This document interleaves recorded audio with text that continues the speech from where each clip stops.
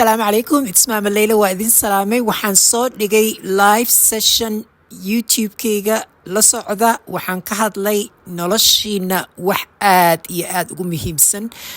iftiinka gudaheena ku jiro wuxuu ilaahay markuu quraanka ku dhahay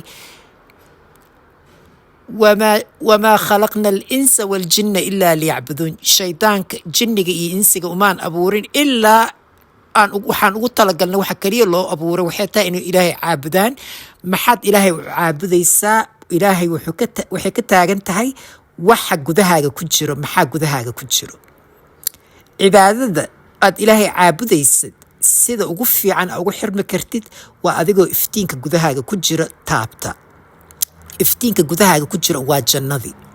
waa jannadu ilaahay asalka bini aadamku ugu talagalay nabi aadan iyo xaawo waxaa loo abuuray jannada inay ku noolaadaan shaydaana ka zaa'id caleeyay oo ka soo saaray jannada marka jannadaas inta dunidaanay kula joogtaa gudahaaga ku jirtaa inaad taabatid waay aad taabgaraysid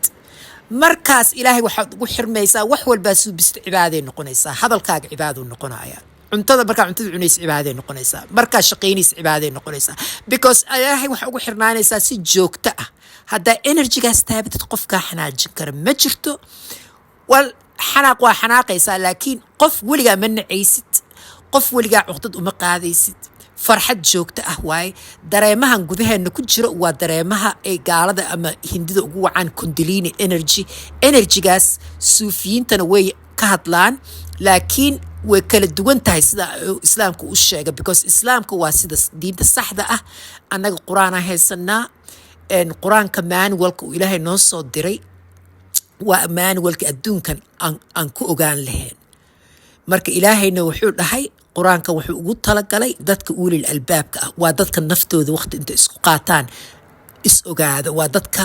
ku taabgareeya energygaas iftiinkaas gudahooda ku jira marka iftiinkan aan ka hadla iisa aniga u taabgareeyay iyo sida adiga fursad u leedahay iyo waxa ugu macaan adduunkan wax ka macaan ma jirto haddii dhadhamisid dhadhankaas gudaha ku jiro jaceelkaas gudaha kuugu jiro waa jaceyl adduunka qof kale kama raadinaysid jaceyl bini aadanka marka taas soo fiirsada videoga waan soo dhigay live session salaamu calaykum enjoy salaamu calaykum bye bye